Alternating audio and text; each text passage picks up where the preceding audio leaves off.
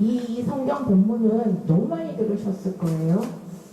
그리고 이게 어떤 사람에게는 되게 용기가 되고 힘이 되는 말이 되기도 하고, 어떤 사람에게는 그게 또 좌절이 될 수도 있습니다.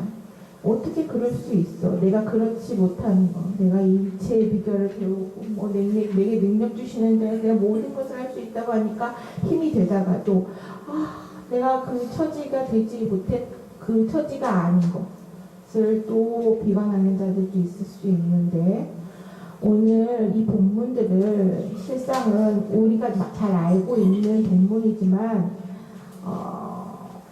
영어 성경에 나와 있는 그 어떠한 그 특징적인 단어들을 이제 뽑아서 그것들과 함께 또 다른 생각들을 좀 해보고자 해서 영어 본문을 올렸습니다. 중간에 가시면 필리피안스 챕터 4에서 영어 본문이 나옵니다. 빌립보 교회는요, 빌립보라는 지역을 먼저 소개를 하자면, 빌립보는 라는 그 명칭은 알렉산더 대왕 알아요? 여러분 들어본 것 같아요? 알렉산더 대왕이라고요? 네. 많이 들어봤어요? 앞으로도 많이 들어볼 거예요, 아마. 세계의 역사 가운데 굉장히 중요한 인물로 들어오는 그 알렉산더 대왕의 아버지가 있어요. 그 알렉산더 대왕의 아버지가 그 필리포스예요. 필리포스. 마케도니아 출신의 필리포스입니다. 그래서 그 아버지를 기념하기 위하여서 만든 명칭이에요. 빌립보라고 하는 도시의 명은 알렉산더 대왕이 그 지역을 점령하고 자기의 아버지를 기리기 위하여서 그 지역의 명명을 필리포스, 아버지의 그 이름을 따서 명명한 지역이고요. 빌립보라고 하는 지역이 어디에 있느냐면요, 로마하고 로마, 이탈리아의 수도 로마죠.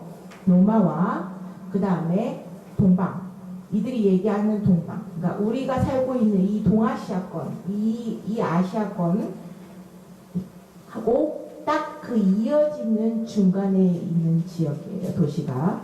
그렇기 때문에 로마에게서는 되게 중요한 도시예요.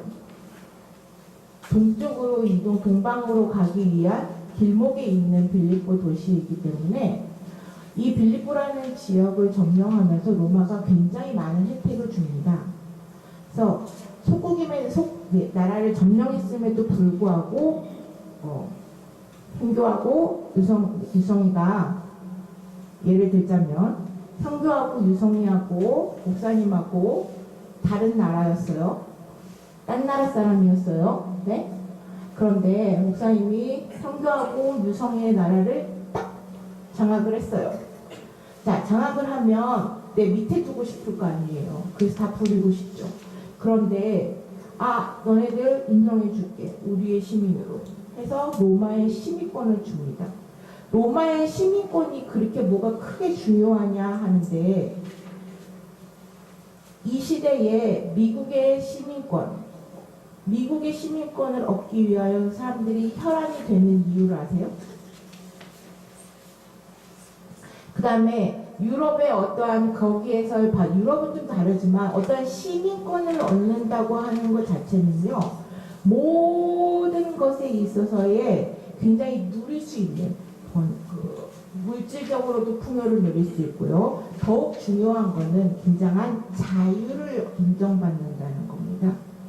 그래서 로마가 시민권, 바울이 그랬잖아요. 또 하나 시민권을 얻는다는 것은 뭐냐면 로마의 법에 의하여서 어디를 가든지 이 사람은 안전하게 보호를 받는다는 거예요. 바울이 이스라엘 그 유대의 그 지도자들에 의하여서 모든 법정에서 풀려날 수 있었던 건 뭐냐면 로마의 시민권자였기 때문이에요. 그래서 못 건드리는 거예요. 근데 마찬가지로 빌립보 그 지역의 사람들도 로마의 시민권자이기 때문에 잘못을 저질러도 로마에 의하여서 법정에 서지 그들의 자치에 어떠한 것에 의하여서도 법정을 서도 아무런 유효권이 없는 거예요. 그러니까 그만큼 굉장히 혜택을 받을 수 있는 게 로마의 시민권인데 딱하니 빌립보 사람들한테 그 로마의 시민권의 특혜를 주는 지역입니다. 그러다 보니까 빌립보가 굉장히 부유한 곳이었어요. 사실 빌립보라고 하는 빌립보서를 읽어보고 또 빌립보 교회가 세워진 배경인 사도행전 16장을 읽어보고 그리고 또 그 뒤에 요한계시록에 나오는 그 빌립보 교회에 대한 이야기를 들어봤을 때 이 사람들이 부유한 사람일까? 과연? 하는 의문점을 가질 수 있어요. 그건 이제 오늘 설명을 해나가는 것에서 다시 설명을 해드릴 텐데 부족한 것이 없기 때문에 누구한테 아쉬운 것도 없죠. 네. 그리고 이들이 희생하고 뭔가를 내놓아야 할 이유도 없어요. 그리고 그 부유한 자들이 누리고 가지고 있는 어떠한 그 오만함이 보이지를 않아요. 왜 그런지를 이제 오늘 본문들을 통하여서 찾고자 하는 겁니다. 자, 11절을 읽어볼게요. I am not saying this because I am in need 라고 되어 있습니다. 나는 말하지 않습니다. 말하고 있는 게 아닙니다. 이것을 왜냐하면 내가 in need 필요함의 안에 있다는 거니까 내가 뭔가 자꾸 부족해서 필요한 걸 채워야 하는 그 상태에 있다는 거예요. 성경은 이게 궁핍해서 이렇게 말하는 게 아니다 라고 하고 있죠.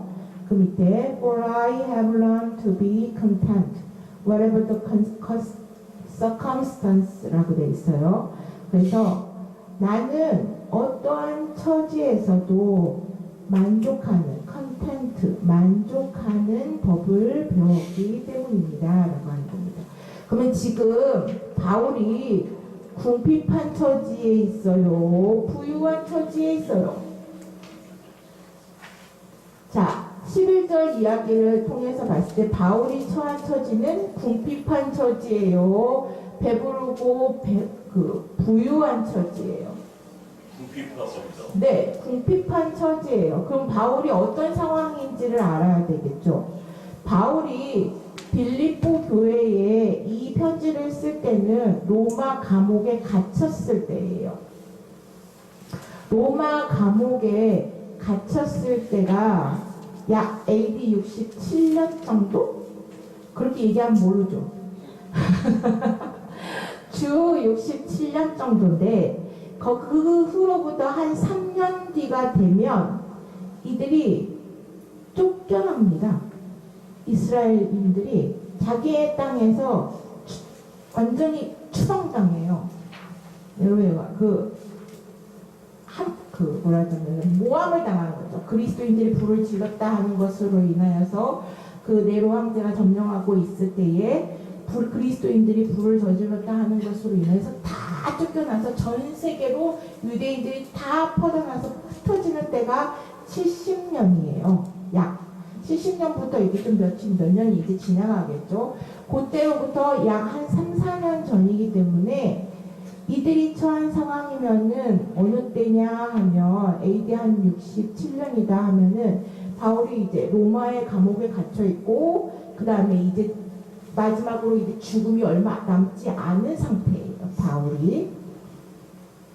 그래서 그 상태를 놓고 감옥에 갇혀 있을 때 빌립보 교회한테 편지를 보내요. 근데 되게 아이러니한 거는요. 오늘 본문 4장 4절에서 바울이 뭐라고 얘기하냐면은 주 안에서 항상 기뻐하라 내가 다시 말하노니 기뻐하라 라고 얘기합니다. rejoice라고 하는 영어는 기뻐하라 하는 거는 기뻐하는 그냥 하하 뭐 이 정도에 웃는 것이 아니에요. 그러니까 뭔가 박장대소가 아니라 너무 환희에 차서 너무 내가 갖고 갖고 싶은 것을 막 기대하고 기다리고 하다가 어느 날 자고 일어났더니 내 앞에 딱 그게 놓여졌을 때 여러분 어때요? 깜짝 놀라면 안 받아왔어요? 안 받아봤군요 아직. 방학 전날에. 방학이다. 내일부터는 12시까지 잘 수 있겠다 이런 거요? 그런 희열이에요. 리조이스는요, 우리가 상상할 수 없을지 여기서부터 그냥 가만히 있어도 미소가 막 새어나올 수 있는, 봐봐요. 방학 생각만 해도 이렇게 웃음이 저렇게 좋은 그런 좋은 상태예요. 생각해보세요. 바울이 좋은 상태예요? 안 좋은 상태예요? 감옥에 갇혀있어요? 그 컴컴한 로마의 감옥을 여러분들이 지금 우리 교도소 생각하면 안 돼요.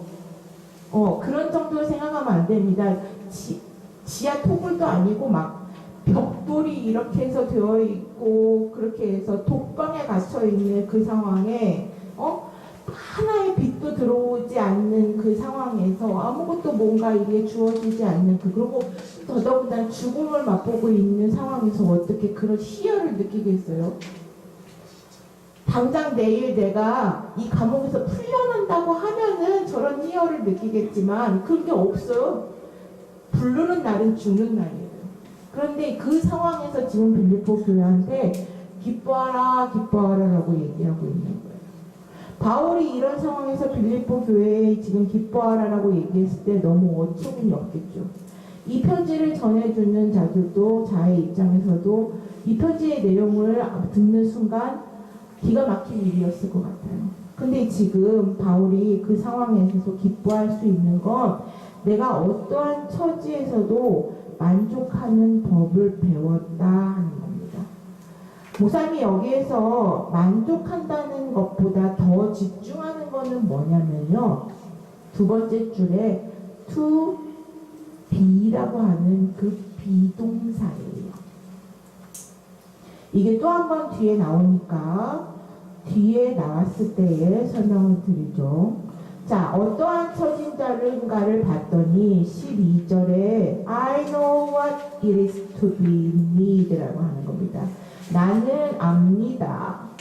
무엇이 궁핍한 건지 여기서 무엇이 궁핍한지도 압니다.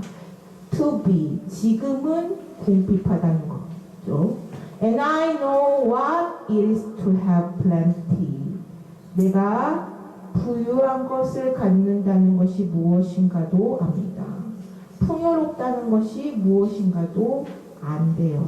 그럼 바울이 풍요로운 적도 있었다는 거죠. 그가 로마 시민권을 가지고 있었고 그 다음에 예수를 만나기 전에 그는 굉장히 그 속에서 부유함을 누릴 수 있었다는 걸 다 알아요. 바울이 어떤 삶을 살았는지. 그 밑에 I have learned the secret of being content입니다. 나는 배웠어요. The secret, 비밀을 배웠습니다. 무슨 비밀이라고 했더니 역시 마찬가지로 being content라고 되어 있습니다. 만족함을, 여기서는 만족함을 유지하는 비밀이라고 이렇게 해서 번역을 해놨는데 성경에는 성경상 우리 성경상으로 그들이 얘기했을 때는 일체의 비결이라고 번역이 되어 있죠. 그래서 그 만족함을 계속해서 현재의 진행 상태로 계속 가져갈 수 있는 거를 그 비밀을 배웠다고 합니다. 근데 어떤 때? In any and every situation이라고 되어 있어요. In any 지난주에 한번 살짝 설명을 한 그 정도 한 적이 있는데 any는 부정의 상황이죠. 어떠한 상황이냐면 안 좋은 상황에서도 every 좋은 상황에서도 모든 상황 속에서도 나는 그 만족함을 계속 가져갈 수 있는 진행할 수 있는 비밀을 배웠습니다. Whether we're fed or hungry 배부르거나 굶주리거나 whether living in plenty or in want. 뭐 많은 것을 가지고 있을 때, 가지고 살 때나 아니면은 부족해서 뭔가를 필요로 할 때나 나는 그 만족함을 비밀 속 가져갈 수 있는 비밀을 배웠습니다. 라고 하는 거죠.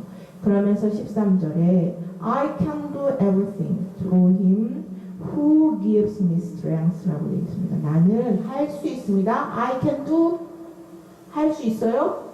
I can do 할 수 있습니다. everything 모든 것을 할 수 있습니다. through him 그를 통해서.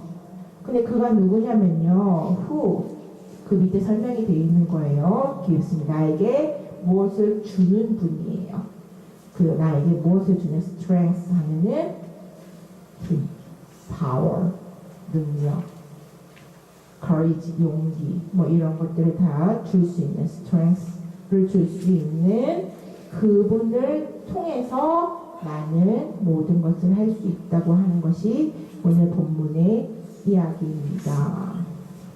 뭐 궁핍하다, 배부르다 뭐 이런 상황에 대해서는 여러분들이 너무 잘 알 수 있는데 아까 말씀드렸듯이 be라고 하는 동사에 오늘은 한번 꽂혀서 설명을 해보려고 합니다. being이라고 하는 단어가 나와요. be라고 하는 단어는 어디에 뭐뭐이다, 뭐뭐 있다 뭐 하는 그 어떤 존재의 의미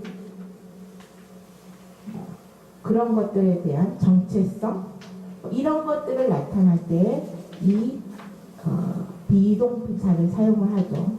아직 영어 문법을 근데 제가 봤을 때 여러분들 영어 문법은 비동사 정도는 다 배웠을 것 같은데 그죠? 당연하죠. 네. 그래서 여러분들은 지금 학생이죠. 내 신분을 나타내니까 영어로 뭐라고 해요? 목사님 때는 제일 유명한 문장이 뭔 줄 알아요? I am student, you are girl. I am boy, you are girl. 이게 아주 못 듣는군요. 죄송합니다. 세대 차이를 쳤네. 이게 영어식 우리가 이제 위트예요. 뭐라고 하냐면은 그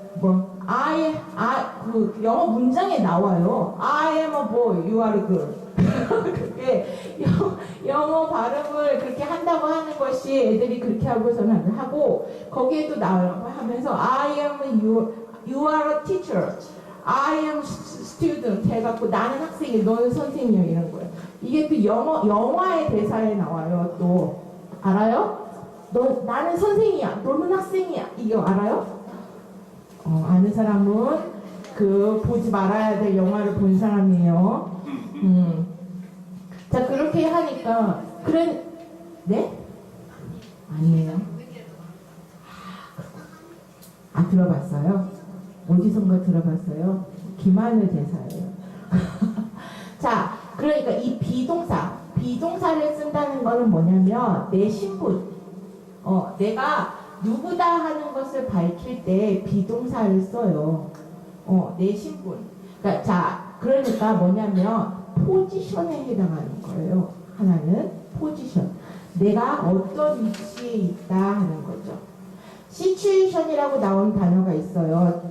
그 상황이라는 것은 그 상황이라는 단어 안에 뜻에 포함되어 있는 게 바로 이 포지션이에요. 포지션. 내 위치. 내가 어떠한 신분이냐, 어떠한 위치에 있냐 이런 거죠. 여러분이 어떠한 위치에 있냐고요? You are a student. I'm a pastor라고 지금 preacher라고 가르치는 사람. 그죠? 그런 위치에 있다는 거예요. 근데 여러분 그게 또 어느 때는 여러분들이 또 하은이 같은 경우에 형규한테 또 누나긴 하지만 어느 때는 또 가르치는 사람의 입장이 될 수 있죠. 형규가 배우는 사람의 입장이 되기도 해요. 반대로 어떤 때는 형규가 누나한테 누나 이러면 안 될 것 같아 하고 또 가르치는 입장이 될 수도 있죠. 우리가 항상 내가 가르치는 사람의 위치에 있는 게 아니라는 것이죠. 그리고 내가 항상 배우는 자의 입장에만 있는 게 아니라는 거예요. 언제는 또 내가 또 가르쳐야 되는 입장에 갈 때도 있다는 거예요. 근데 또 내가 어느 때는 배워야 되는 입장에 있을 이 포지션이 계속 바뀐다는 거예요. 근데 사람들은요, 이 바뀌는, 포지션이 바뀌는 거에 적응이 잘 안 돼서 가르치던 사람들은, 주로 가르치던 사람들은 매사에 가르치려고 하고요. 주로 그냥 듣고 배우는 게 편했던 사람들은 그냥 듣고 배우는 거에 만족하려고, 거기에 머무르려고 해요. 그런데요, 이 포지션이 자꾸 바뀌게 하시는 분이 계세요. 저 위에 계신, 하늘에 계신 우리의 아버지가 이 포지션을 자꾸 바꾸게 해요. 그래서 예원이가 엄마한테는 지금 가르침을 받고 이렇게 해라 하고서는 도움을 받지만 어느 때는 예원이가 엄마에게 도움이 되는 때가 있어요. 그런데 마냥 나는 그냥 도움만 받기를 원해 하면 지극히 성숙하지 못한 상태에 머물게 되죠. 하나님이 원하시는 것은 그 포지션의 변화에 맞춰서 이 상황에도 처해보고 저 상황에도 처해보면서 비잉을 유지하라는 거예요. 너의 존재성에, 너의 얼마나 가치가 있는 사람인지에 대한 거를 끌어올리라는 거죠. 우리가 어느 정도의 가치가 있는 사람인 것 같아요?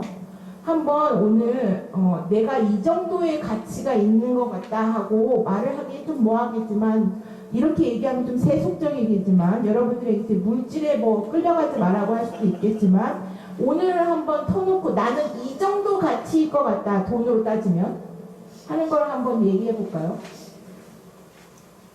유성이 어때요? 네? 나는 얼마만큼의 가치가 있는 것 같다 이렇게 생각이 돼요. 1,000만 원? 1억? 10억? 100억? 1,000억? 골라요? 그렇죠? 점점 올라가 볼게요.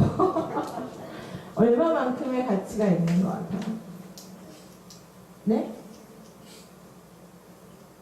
평균은? 평균가 생각하는 최대치의 가치가 있는 것 같아요? 아니면 나는 딱 그냥 거기까지만 있을 것 같다 하는 생각이 들어요? 거기까지가 얼마예요? 1,000만 원. 1,000만 원 갖고 계신 분. 아싸다. 아싸래요. 아싸다.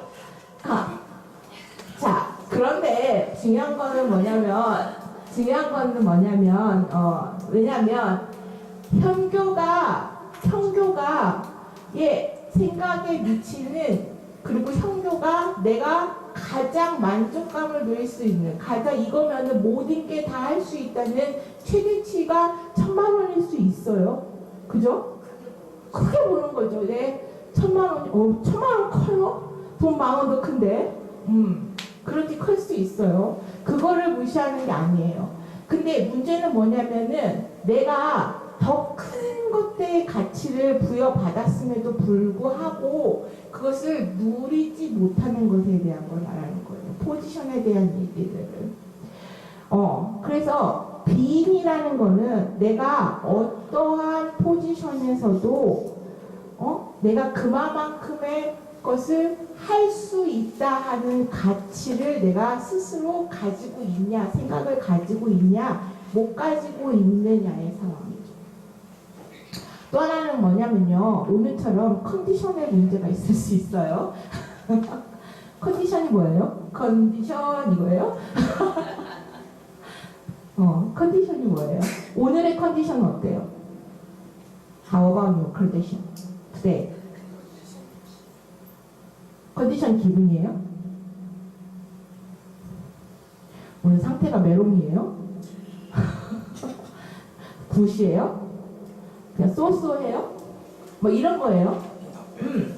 상태를 물어보는 거예요. 오늘의 내 기분도 물어보고 오늘의 상태도 물어보고 근데 이 상태가 변화무쌍해요? 아니면 항상 똑같아요? 변화무쌍해요. 영향을 많이 받아요? 안 받아요? 받아요. 무슨 영향을 제일 많이 받는 것 같아요? 몸의 컨디션은 나이를 먹으면 먹을수록 날씨의 영향을 많이 받죠. 느끼시지만 날씨의 영향을 많이 받죠. 기분은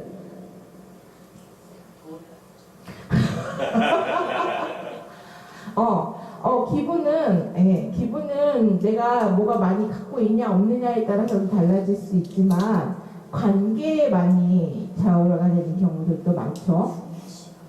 수면 시간, 그 전부터 제가 생각하는데 은성이에게는 충분한 수면 시간을 취해 주셔야 될 것 같아요. 굉장히 만족감을 누리는 거는 충분한 수면 시간이 보장이 됐을 때 누려지는 것 같으니까 지난주인가요? 선생님들이 이제 앞에서 설명하셨을 때 공부 잘하는 애들은 잘 잔다고 했잖아요. 네, 잘 자야 돼요. 일단 잘 자야죠. 언제 몇 시에 잘 자느냐가 중요하겠지만 그러니까 각자의 어떠한 컨디션에 따라서 이 만족함이 다 다르다는 거죠. 근데 이 컨디션이라는 것이 너를 뛴다는 거예요. 그러니까 이 시츄에이션이라는 것은 널 뛰게 한다는 거죠. 어떤 때는 굉장히 좋았다가 어느 때는 굉장히 안 좋았다가 이렇게 되죠.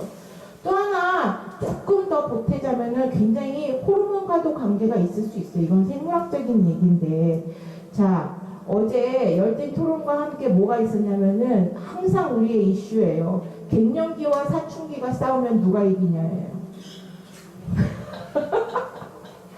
갱년기와 사춘기가 싸우면 누가 이길까요? 갱년기가 이겨요? 네? 더 센 사람이 둘 다 막강해요? 누군가가 이겨요? 자, 그것도 역시 마찬가지로 포지션에 따라서 다르고 그날의 컨디션에 따라서 좀 달라질 수도 있을 것 같아요. 네. 자, 근데 가장 좋은 건 갱년기와 사춘기는 서로 상생해야 돼요. 부딪히지 말고 되도록이면. 네. 근데 이제 그 모든 어떠한 상황에서도 애니와 에브리의 어떠한 상황에서도 널 뛰지 말라는 거예요. 만족한다는 거는 요동하지 말라는 거예요. 요동치 말라는 거죠. 자, 요동치 말기 위해서는 흔들리지 말고 변화가 없으려면은 뭐가 튼튼해야 돼요? 나무가 튼튼하려면 나무가 올곧게 자라고 그 나무가 딱 건강하게 아주 풍성한 잎사귀를 내고 자라려면 그쵸 뿌리가 튼튼해야 되죠. 성경은 뭐라고 얘기하냐면 그 뿌리에 대한 거를 심지가 견고한 자다라고 얘기해요. 그 심지가 견고한 자에게 주어지는 것이 오늘 빌립보서에서도 나오는데 바로 평강이라고 하는 거죠. 네, 이 평강이라고 하는 것이 주어지는 그 스텝을 밟아봤더니 뭐냐면 널 뛰지 않는 거예요. 오늘은 기분이 천국에 갔다가 또 조금 있으니까 막 어둠 속에서 파묻히는 거. 여기 선생님 계시는데 저희 반 특성 아시죠? 예. 울었다 웃었다가 아주 너를 띱니다. 네, 그래갖고 딱 휴지를 놓고 시작을 해요. 도대체 왜 우는지 모르는데 울어요. 울다가 웃어요. 그러다 또 울어요. 그래 너도 우니까 나도 울어요. 그러다가 조금 있으면 같이 막 웃어요. 왜 그러냐면 이유도 못 찾고 계속 그러다가 결말이 나요. 호르몬 때문이에요. 그런데 어쨌든 간에 이렇게 너를 띄워요. 바울이 얘기하는 게 뭐냐면은 너희들은 항상 그 포지션에 그 컨디션에 그 시츄에이션에 있는 것은 아니라는 거예요. 그 상황의 변화는 계속 일어난다는 거죠. 그럼에도 불구하고 뭐냐면 비잉을 유지하라는 거예요. 너의 존재의 그 가치성, 너 스스로의 자존감, 네가 얼마나 존귀한 자다 하는 그 마음, 그 생각만은 지키라는 것이 빌립 교회를 향한 바울의 권면이에요. 왜 그러냐면 아까 빌립보는 되게 부유하다고 했어요. 근데 빌립보 교회는요 아주 특별하게 이들은 안에 유대인들이 사실상 없어요. 이 교회는 처음부터 이방인들에 의하여서 세워진 교회예요. 사도행전 16장에 보면 자주장사 그 루디아 이야기 들어보신 분들, 읽어보신 분은 알겠는데 최초의 빌립보 교회는 그 루디아의 집에서 시작이 되었어요. 그리고 제1교회가 거기고요. 그 다음에는 바울이 귀신 들린 자를 고쳐줬다가 모함을 그 주인들에 의하여서 모함을 당해서 빌립보 감옥에 갇혔다가 빌립보 감옥에 그 문이 싹 열리는데 바울과 실라가 도망가지 않고 그 안에서 간수를 구원하는 그 사건이 나와요. 우리가 주 예수를 믿으라 그리하면 너네들이 구원을 얻으리라 하는 그 단락이에요. 그게 다 그 16장에 나오는데 이게 빌립보의 제2교회예요. 둘 다 이방인들이에요. 이들은 자신들이 그 신앙 믿음을 가지고 모여서 함께 기도하고 함께 예배드리고 하는 것을 가졌는데 이제 우리가 신분이 달라지는 그 포지션이 달라졌음에도 불구하고 여전히 이들은 나는 이방인이다 하는 생각이 떠나지 않는 거죠. 또 하나, 지금 우리가 누리고 있는 이것을 내가 크리스찬이다 라고 하고 선포하는 그 순간 다 박탈당해요. 로마의 시민권도 박탈당해요. 내가 누리고 있는 이 부유함도 다 앗아가고 어느 순간에 욥이 당했던 것처럼 폭삭 폭망하는 순간이 오게 된다고요.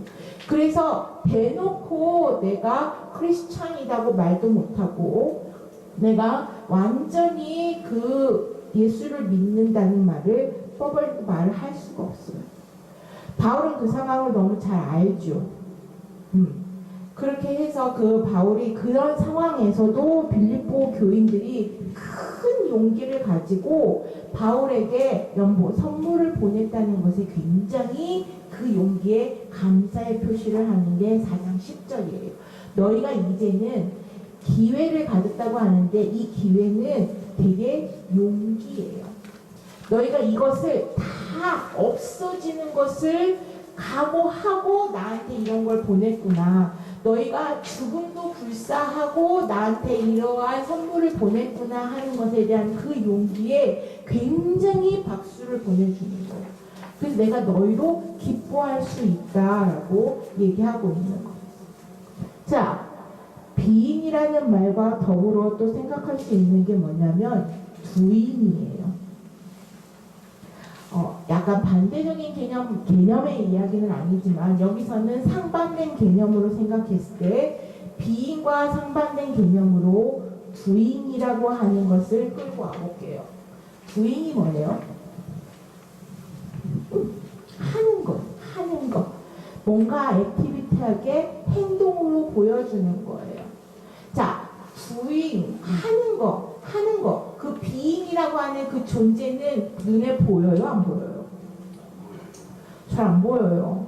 네. 왜 그 돈이라고 표현을 하냐면은 비인이 내 존재의 가치라는 것을 매길 수도 없고 어떤 그것을 표현할 수 있는 어떠한 방법이 없어요. 정의를 내릴 수 있는 게 없어요. 보이진 않아요. 그런데 느끼기는 하죠. 나도 느끼고 누군가도 느껴요. 이루 말할 수 없어요. 처음에 목사님이 말했던 것처럼 내가 깨달은 거를 도대체 무슨 말로 표현을 해야 할지 모르겠다고 하는 것처럼 내 존재에 대한 그 가치도 뭐라고 표현하기에는 딱히 힘들지만 나도 알고 누군가도 느껴요. 존재감이 있다 없다가. 자, 그런데 이 부인이라는 거는 확연히 드러나요. 그렇지 않아요? 왜냐하면 결과치가 분명하게 나오고 평가 기준이라는 것이 세워지기 때문에. 그래서 대부분의 사람들은 비인이보다는 두인에 집중할 수밖에 없어요. 뭘 해야 하는 거. 자꾸 해야 하는 거. 그러다 보니까 조급함이 생기죠. 결과물을 자꾸 내야 되니까. 뭐 회사 입장에서도 그렇고 아니면은 사업을 하는 사람들의 입장에서도 그렇고 여러 가지 상황, 학생들의 경우에는 성과를 자꾸 내야 되죠. 1등. 어딘가 이제 진로에 대한 것들 하는 걸 하다 보니까 두잉에 자꾸 하다가 보니까 자꾸만 조급함이 생기고 서두르는 것이 생기게 돼요. 속도를 내야 돼요. 그리고 나도 모르는 사이에 그 경쟁 속에서 자꾸만 의식을 하게 돼요. 타인의 평가에 굉장히 민감해져요. 더불어서 같이 옆에 있는 사람들도 덩달아 같이 바빠져요. 그죠? 덩달아 같이 바빠지고 그 조급함 속에서 짜증과 분노와 화와 모든 것들이 다 얽히면서 이게 도대체 내가 뭐하고 사는 건지 모르고 방황하면서 엉엉하면서 1년이 슉 지나가요. 벌써 4월이에요. 그죠? 석 달이 아니에요? 석 달이 또 슉 지나갔어요. 2019년도 조금 있으면 이제 크리스마스 파티 한다고 막 선물도 싸놓고서는 이제 할 거예요. 그렇게 두잉이라는 것에 집중을 해서 하고 있자고요. 그런데요, 어느 순간에 이 두잉이 딱 멈춰지는 순간이 생겨요. 내가 내 에너지가 떨어졌을 때도 있을 때지만 주위의 모든 환경, 포지션과 컨디션과 그 시츄에이션이 바뀌는 때가 온다고요. 어느 상황에서든지. 그러면 내가 항상 이렇게 해서 막 달리고 있었는데 이 차가 멈추려고 생각해 보세요. 100km의 차가 멈추려면 얼마큼의 거리가 필요하대요? 브레이크 딱 밟고 그 순간부터 얼마나 밀려가요? 100km로 달리던 차가 대부분 이제 실험에 의하면은 100m 이상은 가야지 멈춘대요. 뭐 요즘 차들은 뭐 이렇게 빨리빨리 멈출 수도 있다 치지만, 그러면 내가 속도를 낸 만큼의 얼마 일정 거리에 또 밀려 나가는 것이 있다는 거죠. 근데 그게 제어 장치가 잘 됐을 때의 얘기예요. 조절 장치가 아주 훌륭한, 브레이크가 아주 훌륭할 때의 얘기라고요. 근데 이 속도가 과열되면요, 그 밀리는 속도가 점점 더 밀리겠죠. 그 다음에 내 연식이 필요해요.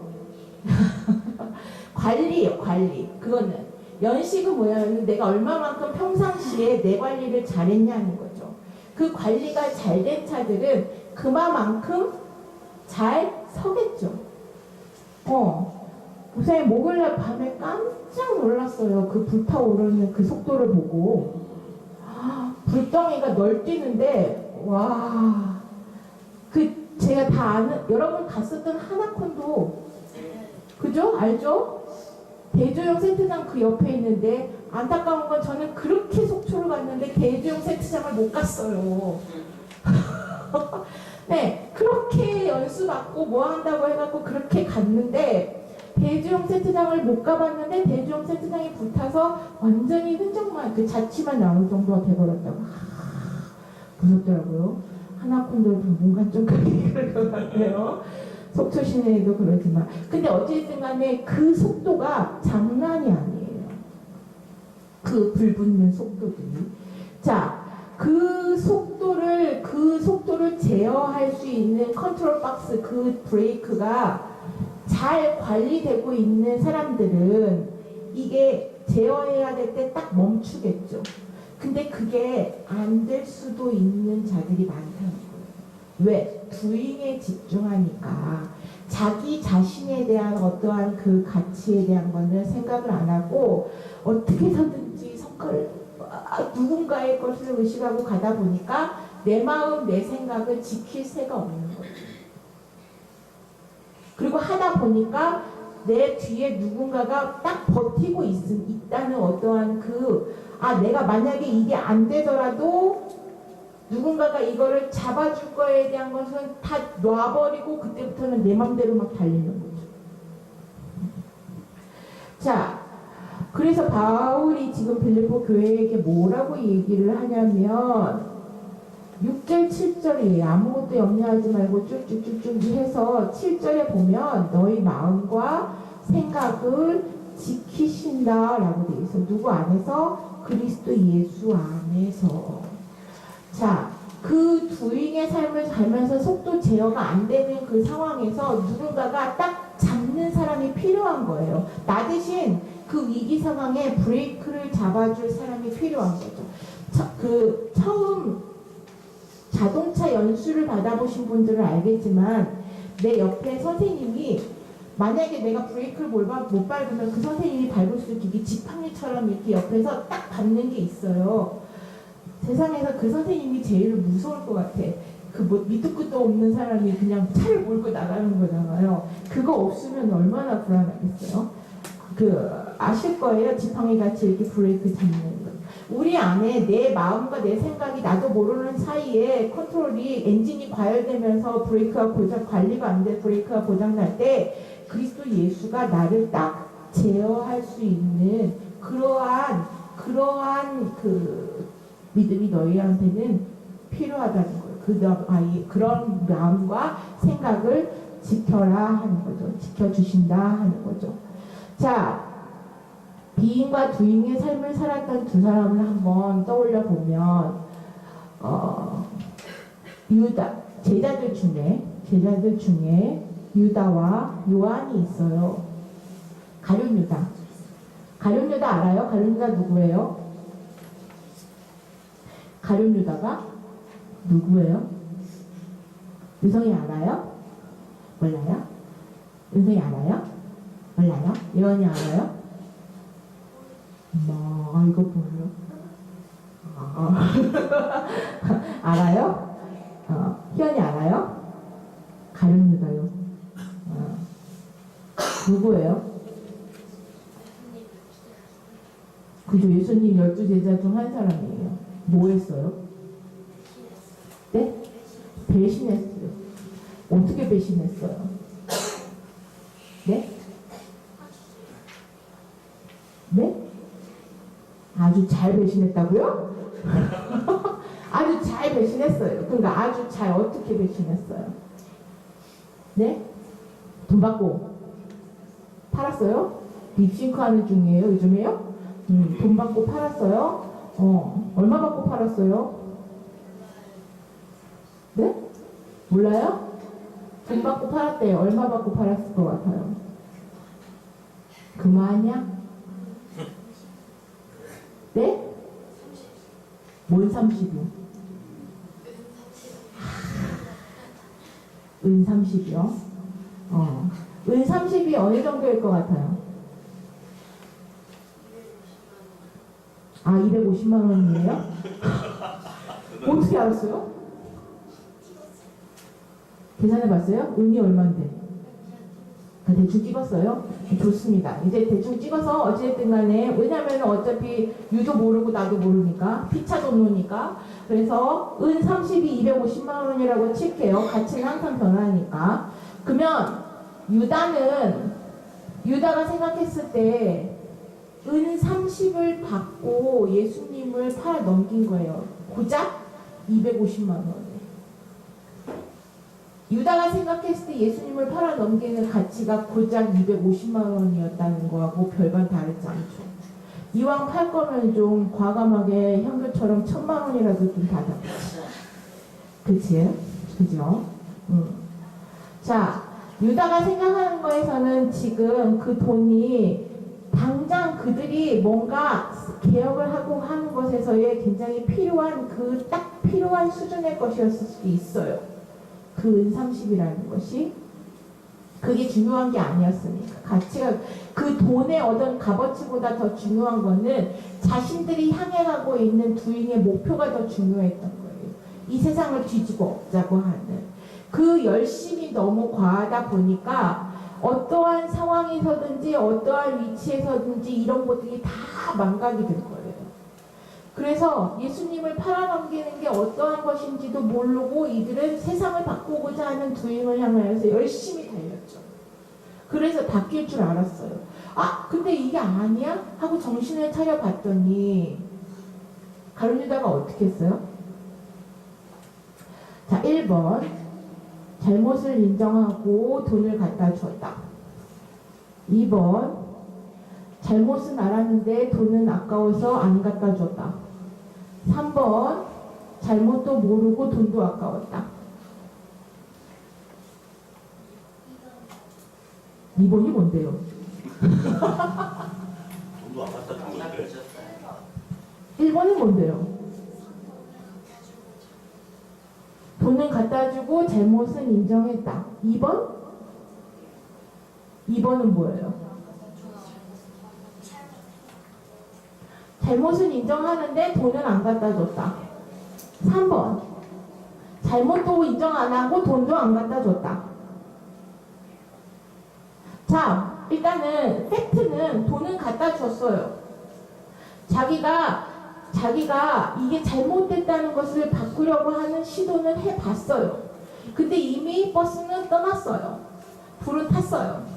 자, 여기서 중요한 거는 뭐냐면은 두잉에서 내가 이 두잉을 막 가고 있는데 이미 저지른 상황들에 대해서는 어쩔 수 없어요. 여러분들이 이미 틀린 문제는 어쩔 수 없다고요. 그거에 연연하고 이거 알았었는데요. 선생님 이거 내가 실수해갖고 그거 어쩌라고. 그죠? 다음 중요한 건 뭐예요? 그 다음에 내 태도예요. 아 이건 내가 실수가 아니라 이건 내가 확실히 모르는데 목사님 전에 설명을 했죠. 내가 확실히 아는 거는요. 그냥 막 곤드레만드레 막 그냥 침을 질질 흘리고 자다가도 야 하나 하고 깨웠는데 3 더하기 3은 뭐야? 라고 물었을 때 그치 6이라고 대답해야 그게 확실히 아는 거라고요. 야 3 더하기 3은 뭐야? 그러면은 모르는 거예요. 그죠? 자, 그것을 문제는 뭐냐면 가룟 유다가 자신에 대한 어떠한 그 예수 그리스도에 대한 그분이 어떤 분이신가를 알았다면 자기가 그런 일들을 저질렀음에도 불구하고 돌아왔을 때 나의 고백이 나왔어요.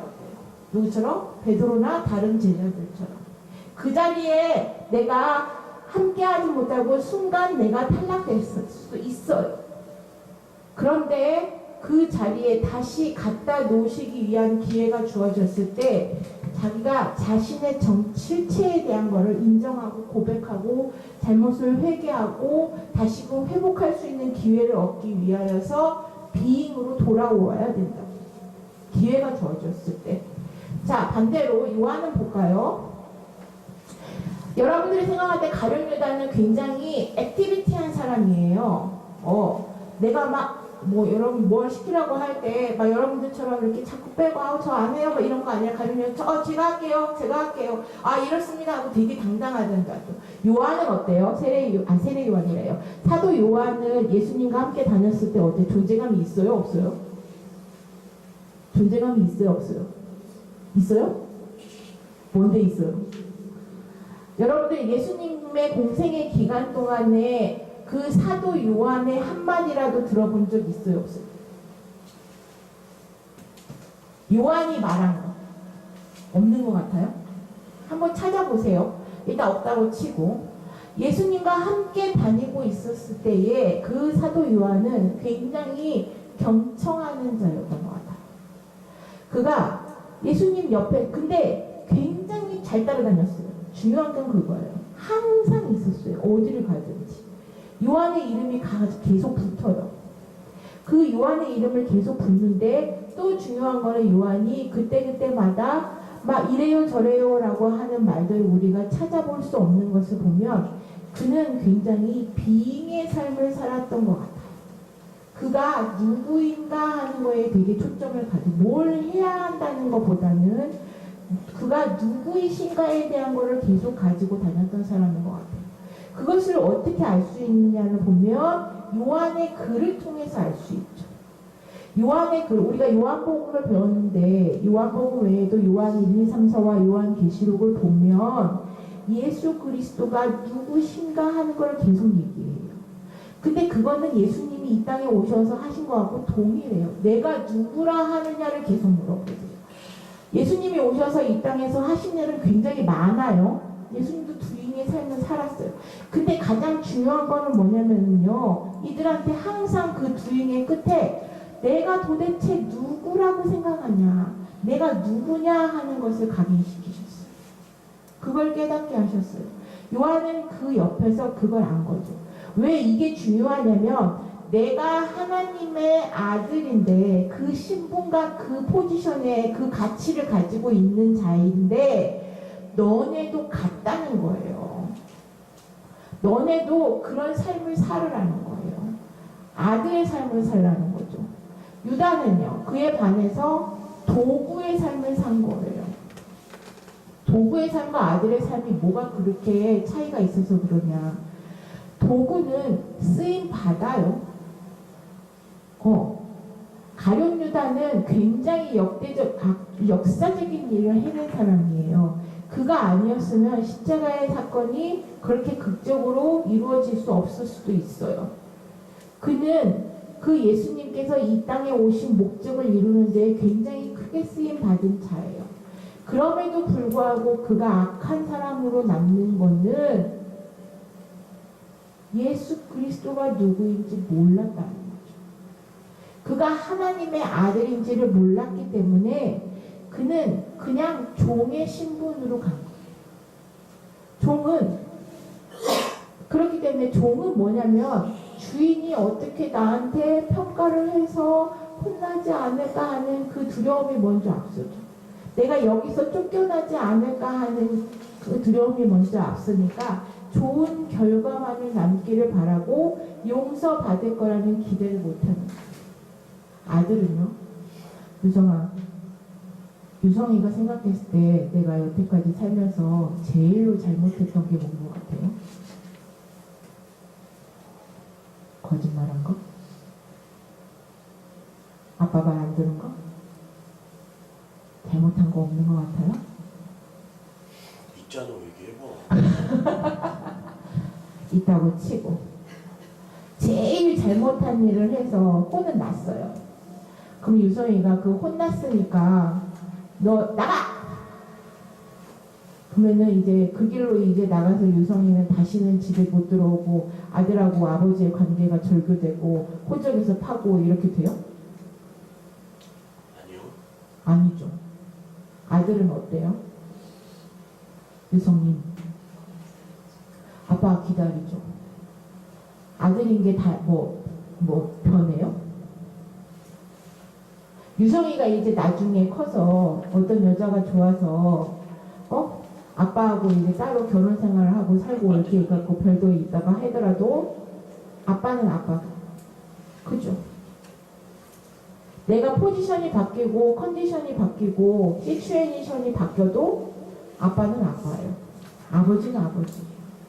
요한은 예수 그리스도가 하나님의 아들이심에 대한 것을 분명히 알아서 자기도 그런 존재임을 알았고 그런 가치가 있는 사람이라는 것을 알았어요. 그래서 마지막까지 예수의 십자가 옆에 있었죠. 그리고 그는 그것으로 인하여서 아들이라는 것을 확증됐어요. 예수께서 직접 그분이 자신의 자유를 대신할 것을 위임받게 되죠. 가룟 유다는 자신이 여전히 하나님의 아들이, 예수가 하나님의 아들이라는 것에 대한 것이 없고 다른 제자들도 역시 마찬가지일 수도 있는데 돌아왔다는 것에서도 이제 그렇게 해서 그들이 순교의 삶을 살지만 요한이 제일 마지막까지 살아남아서 예수가 누구이신지를 증거할 수 있었던 것은 그 하나님의 아들로서의 자존감, 그 비인의 삶을 살았다고 할 수 있는 거죠. 이제 마무리를 좀 지어볼게요. 마무리를 짓는다고 하니까 굉장히 자세가 바뀌네. 자, 여기서 이제 자족이라고 하는 말이 나와요. 그 자족이라고 하는 말이 뭐냐면 내가 스스로 내가 이 정도면은 충분하다고 하고 스스로 어떠한 만족감을 누리는 것을 자족이라고 생각을 하는데 바울이 얘기하고 있는 그 자족이라는 거는요, 내 어떠한 그 자기 감정을 그냥 억제하고 이 정도면은 충분히 하고 자기 스스로 이제 따독따독 하는 것이 아니라 나는 부족한데 일단 자기의 정체를 인정하고 나는 부족한데 그 예수 그리스도께 내가 빌붙어서 의존해서는 내가 철저하게 그 아들로서의 삶을 누릴 수 있다고 하는 그 인식이 자족이라는 거예요. 그리고 너희들은 그런 거를 누리라는 거예요. 그래서 13절이 나오는 거예요. 내가 내게 능력 주시는 자 through him 그한테 빌부터 그를 통하여서 우리는 모든 것을 할 수 있다는 게 모든 것을 누릴 수 있다는 거예요. 그러니까 이제 내가 내 손 안에 돈 10,000원이 없어도 아니면 내 손 안에 최대치인 1,000,000원이 있어. 이게 별반 아무런 그것이 나를 유동하게 하지 못하는 거예요. 왜? 난 아들이니까. 내가 뭔가 결과를 만족스럽게 하지 않아도 여전히 나는 아들이니까. 내가 부족해도 나는 아들이니까 하는 그런 인식이에요. 요즘 재벌 3세들이 마약에 이렇게 빠지고 하는 것들이 사건에 나오죠. 이미 이거는 많은 자들에 의하여서 예견되었던 일들이에요.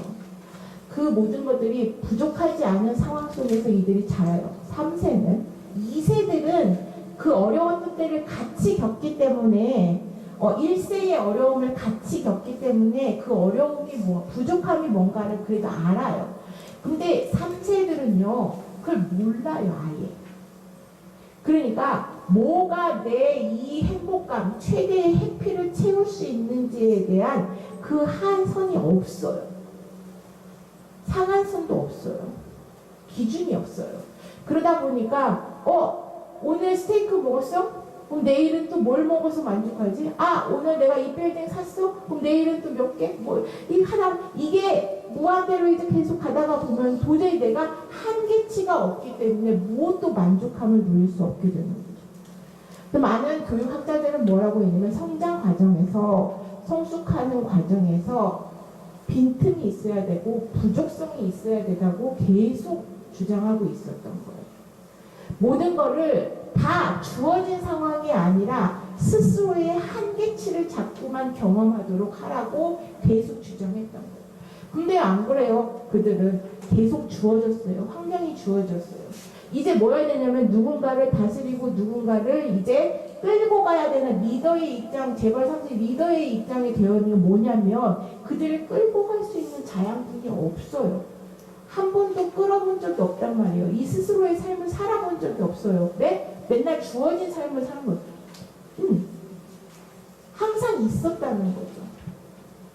자, 비행이 회복될 때 내가 그 자리에 함께 하고 있을 때 하나님이 나와 나의 주인이시고 나의 아버지시고 내가 그 자리에 내가 누구인지 그 확증될 때에 비로소 우리가 모든 것을 할 수 있다는 거죠. 그게 우리가 주의 고난에도 아주 기꺼이 참여할 수 있는 능력이에요. 바울은 그걸 얘기하는 거예요. 어디서? 로마의 감옥에서. 내가 이제 죽음을 앞보고서도 내가 기뻐할 수 있다. 너희도 그 안에서 기쁨을 누릴 수 있는 자들이 되기를 바란다. 라고 얘기하는 거예요. 함께 이제 우리가 찬송 부르고 기도할 거예요. 자, 거기 너 있었는가 그때에 라고 함께 찬송 부르면서 많은 것들이 필요하고 많은 것을 요구하시는 분이 아니에요. 내가 너의 주인이고 내가 너의 아버지라는 것을 아는 그런 삶을 누리는 삶을 살도록 우리한테 바라시는 것입니다. 주인이 아니라 비잉의 삶을 함께 하신다는 거예요. 네가 승리할 거라는 거, 마침내 승리할 거라는 걸로 확신을 가지고 올바른 방향으로 가라는 거예요. 조급해하지 말고. 거기 너 있었는가 함께 찬송 부르시고 우리가 함께 기도할 텐데 내가 아들로서의 삶을 누릴 수 있는 사람이 되기를 원합니다. 그리고 또 하나 이 나라와 이 민족 어려움 당한 자들에게 위로가 되어 주시도록 하나님이 이 나라 이 민족을 지켜주시도록 두 가지 제목을 가지고 기도할 겁니다. 먼저 함께 찬송 부릅니다.